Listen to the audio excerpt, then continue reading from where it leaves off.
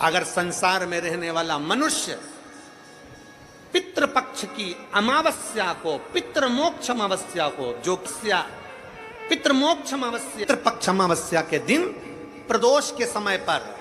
प्रदोष का समय जानते हो ना, सूर्यास्त के समय जब होता है प्रदोष का समय, अगर घर का व्यक्ति एक घी का दीप लेकर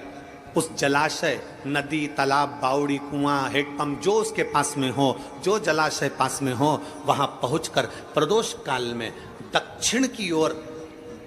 दिया जो लगेगा उसमें बत्ती लंबी लगेगी। जो बाती होती है वो लंबी वाली, गोल बाती नहीं, फूल बाती नहीं, लंबी बाती, कपास की बाती को लंबा कर कर वो बाती घी के दिए में रखकर बाती का मुख दक्षिण का कर कर अगर दीप प्रज्वलित किया जाता है तो वो घर के पितर कभी बद्दुआ नहीं देते, उन पितर आशीर्वाद देकर ही जाते हैं। हमसे अगर अपमान हो गया, भोजन ना करा पाए, भाग ना दे पाए, कुछ तकलीफ हो गई, कोई कष्ट आ गया, हम हमारे पूर्वजों को नहीं पूछ पाए, तो पितृ मोक्ष अमावस्या के दिन शाम के समय प्रदोष काल में अपने पास में जो नदी हो, अपने पास में जो बावड़ी हो, अपने पास में जो कुआं हो, अपने पास में जो हापसी हो, अपने पास में जो हो तुम्हारे नजदीक में, और अगर कुआं, बावड़ी, हापसी, तालाब कुछ भी नहीं हो तो पीपल का पेड़ या बड़ का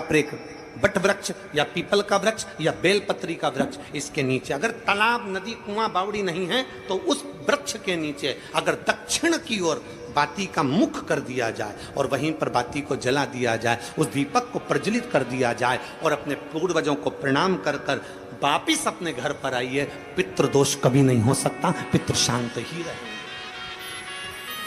पितृ शांत ही रहे। भगवान शिव कहते हैं, सुनो आर्यमा स्वामी, ये प्रदोष काल का समय मेरा, और शंकर भगवान कहते हैं ये मेरा और पार्वती के भ्रमण का समय है।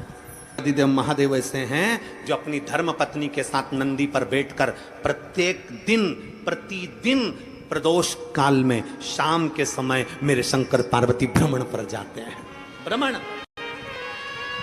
आर्यमा स्वामी, प्रदोष काल में